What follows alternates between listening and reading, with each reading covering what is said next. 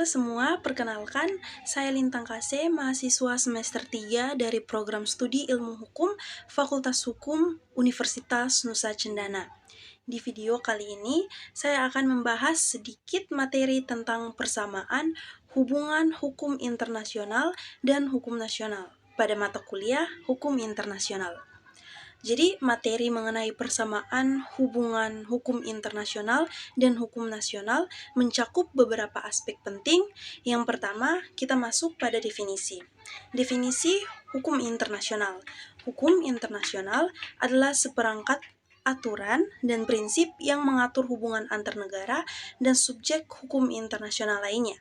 Ini termasuk perjanjian internasional, kebiasaan internasional, dan prinsip umum hukum. Yang berikut definisi hukum nasional. Hukum nasional adalah seperangkat aturan yang berlaku di dalam suatu negara dan mengatur hubungan antara individu dan negara. Yang kedua adalah teori hubungan. 1. Monisme.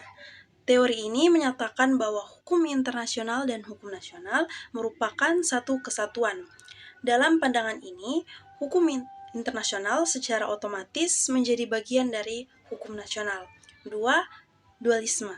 Teori ini berpendapat bahwa hukum internasional dan hukum nasional adalah dua sistem hukum yang terpisah. Hukum internasional perlu diadopsi secara eksplisit ke dalam hukum nasional agar berlaku. Ketiga, implementasi. Hukum internasional.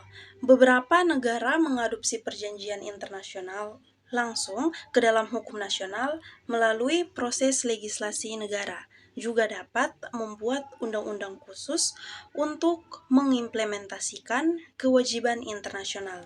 Yang keempat, pentingnya hukum internasional. Pertama, mengatur hubungan antar negara dan mencegah konflik.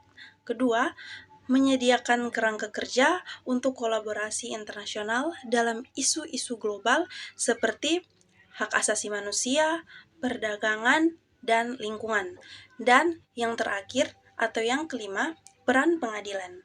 Pengadilan internasional dan nasional dalam menafsirkan dan menerapkan hukum internasional serta bagaimana mereka berperan dalam menyelesaikan sengketa.